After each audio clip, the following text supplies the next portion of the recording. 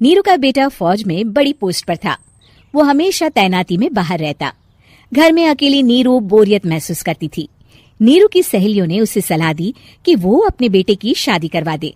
बहू के आ जाने से सब ठीक हो जाएगा। बेटा अपार, तू तो फौज में रहता है, मुझे घर में अकेलापन काटने को दौड़ता है। तू एक काम कर बेटा, शादी कर ले, फिर बहू के साथ मैं घर में आराम से रहूंगी।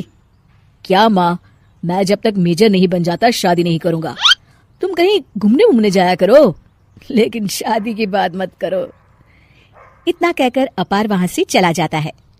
लेकिन जाते वक्त उसे माँ की भी चिंता रहती है। एक दिन दरवाजे की घंटी बजती है।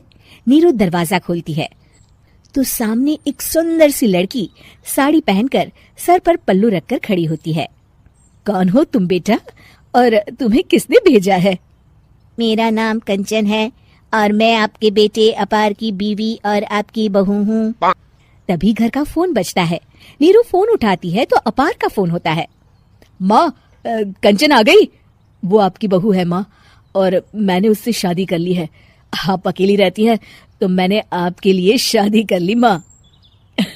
अच्छा बेटा, बहू तो आ गई, बहुत सुंदर है। अब ना मैं आराम से घर में खुश रहूंगी। इतना कहकर नीरू जैसे ही कंचन की तरफ देखती है, वो उसके पैर छूती है। नीरू कंचन को आशीर्वाद देकर गले लगा लेती है। अगली सुबह नीरू सोकर उठती है तो अरे, सारा घर कितना चमक रहा है। इतनी सुबह घर का सारा काम किसने किया?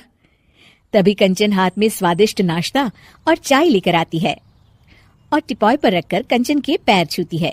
बहू को देखकर नीरू काफी खुश हो जाती है। वो कंचन से कहती है, कंचन बेटा, आज मेरे घर में किटी पार्टी है, तुम मेरी सहेलियों के लिए कुछ अच्छा बना लेना। माँ, मुझे अच्छा बनाना नहीं आता, आप बता दीजिए, मैं बना दूंगी। अरे मैं भी तो नहीं जानती। ऐसा कर, शाम को इटालियन खाना, सी फूड और हाँ, चाइनीज खाना बना लेना, ठीक है? कंचन नीरू की बात सुनकर खुश हो जाती है। हाँ माँ, मैं तो ये सब बना सकती हूँ, आप चिंता ना करें। शाम को नीरू की सहेलियां आती हैं, जहाँ कंचन अकेले बनाए स्वादिष्ट खाना बनाकर खिलाती है। वो सारी सफाई कर सबको खुश कर देती है। कंचन अंदर किचन में जाती है कि तभी नीरू की सहेली बोल पड़ती है।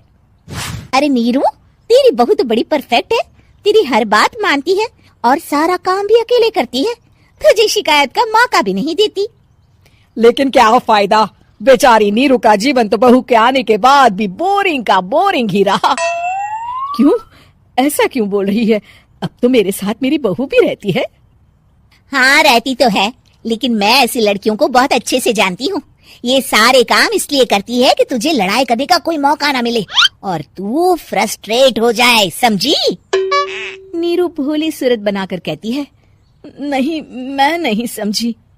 अरे, घर में सास बहू की लड़ाई ना हो तो घर भी भला घर लगता है क्या?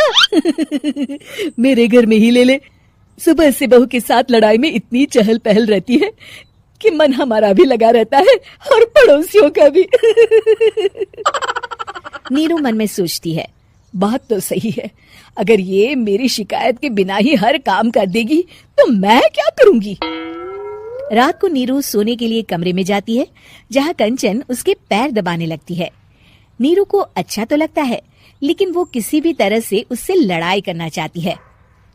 बहू, दर्द पैर में नहीं सर पर है और तू मेरे पैर दबा रही है। मैं सर दबा देती हूँ माँ जी।